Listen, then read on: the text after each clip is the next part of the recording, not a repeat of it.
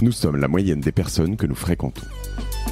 Avec Génération Do It Yourself, je vous propose de rencontrer ensemble des entrepreneurs, sportifs ou artistes qui vont littéralement faire exploser notre moyenne.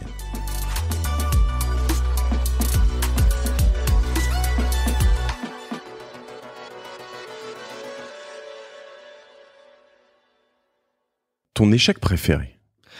Putain, j'en ai plein d'échecs préférés. Ouais.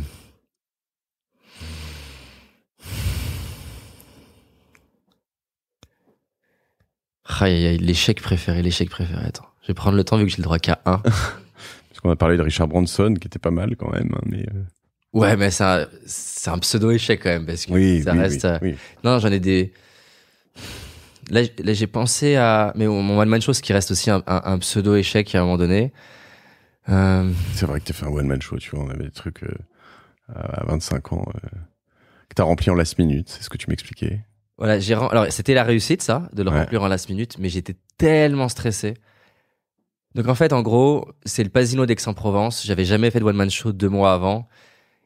Donc c'était le 14 octobre 2014. De l'humour, hein, on parle d'humour. Ouais, ça s'appelait J'ai failli foirer ma vie, qui était l'idée d'utiliser l'humour.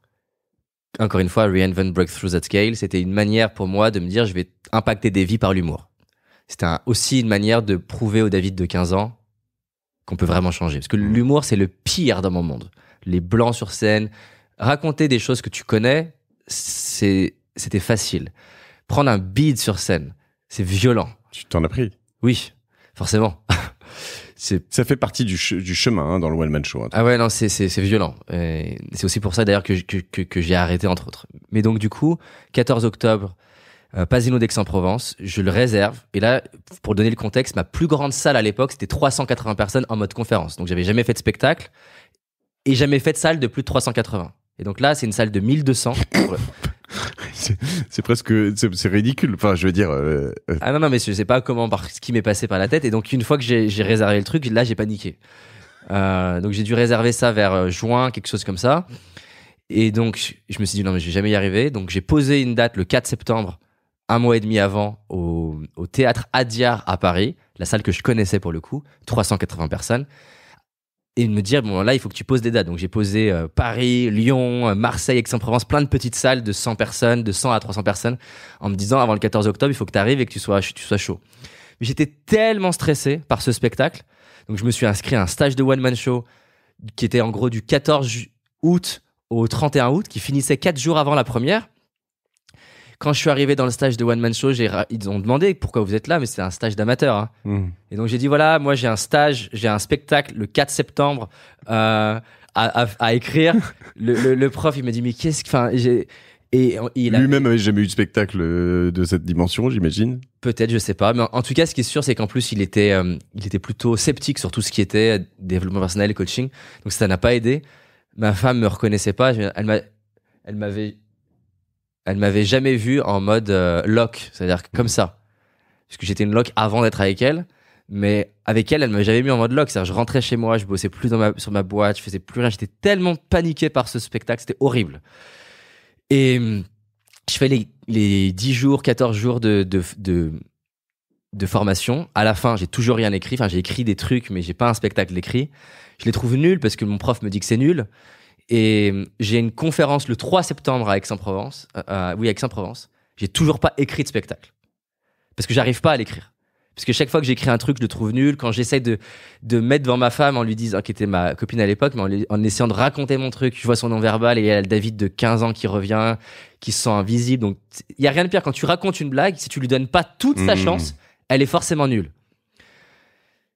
Et donc voilà, le 4 septembre, j'ai toujours pas de spectacle écrit. Enfin, pour donner du contexte, c'est ma femme qui m'a dit, dans le train d'Aix-en-Provence, David, tu réalises, t'as 380 personnes demain. Comment tu fais? Et donc là, franchement, gratitude éternelle pour ma femme. Dans le train, elle m'a dit, OK, on va prendre toutes les choses que tu racontes en séminaire, qui marchent, qui sont drôles et qui marchent, pour pas que j'ai à recréer. Donc on a listé toutes les choses que je racontais déjà, que je connaissais.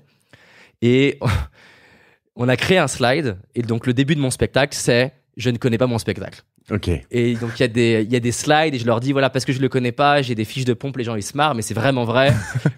Et donc ça c'était ma première, et donc j'en arrive donc au 14 octobre, je vais exclure le côté remplir qui était un gros challenge. Mais ouais, j'ai visé trop grand là. C'est-à-dire qu'en fait, mon équipe, on était 10 ou je sais pas combien on était exactement, mais je savais pas ce que c'était d'accueillir 1200 personnes. Vu que je pensais qu'on n'arriverait pas à remplir, j'ai communiqué mais comme un bourrin pendant un mois et j'arrivais pas à suivre les billetteries parce que j'avais plein de billetteries Fnac. C'était pas aussi simple, c'était pas centralisé. C'était pas centralisé, donc j'arrivais pas à suivre combien de gens allaient venir. Et au final, donc mon spectacle est à 8h, moi je suis dans la loge. Vraiment, c'est un niveau de panique qui est dingue de faire ça pour moi. Et j'avais mon bras droit qui voulait me protéger, me préserver plutôt. Et il me disait pas ce qui se passait. Sauf que moi, il me disait juste, attends, on démarre pas tout de suite. À 20h40, je suis toujours pas sur scène. Et donc je sais pas ce qui se passe. J'ai su plus tard qu'en fait, il y a 1500 personnes 1500 personnes qui sont venues. Donc c'était 1200 la limite. Ils ont réussi à négocier pour faire rentrer 200 de plus. On a eu entre 50 et 100 personnes qui n'ont pas pu rentrer, qui venaient de Caen, de Belgique, c'était la catastrophe. Et donc du coup, est-ce que je comprends des gens qui sont devenus virulents, agressifs, je veux rentrer, mais la sécurité du Pasino d'Aix-en-Provence qui nous dit non, enfin c'était la misère. Et mon spectacle a démarré à 20h40, il a fini la même heure que quand je démarrais à 20h10. Parce que j'étais tellement stressé, je faisais pour le coup aucun silence. J'ai fait le spectacle en entier, mais je l'ai speedé comme un bourg. Et là, le soir, ah oui, il faut rajouter que je m'étais dit, je vais faire un DVD sur ça, donc j'avais mis des grues, j'avais des grues en prod, c'était une catastrophe. Et donc j'ai pas le truc, l'échec, la loose totale, parce que pour arriver à avoir 600 places, il y avait un gros réseau.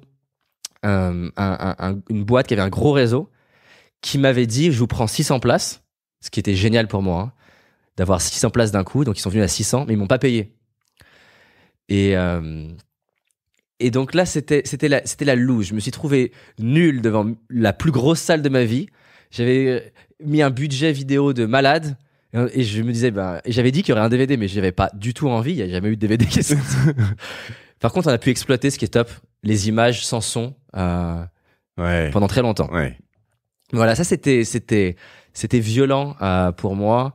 J'ai mis d'ailleurs au moins 4 ans avant d'oser refaire une grosse salle et grossir l'équipe, qu'on soit prêt à gérer, parce que voilà, moi j'étais pas prêt.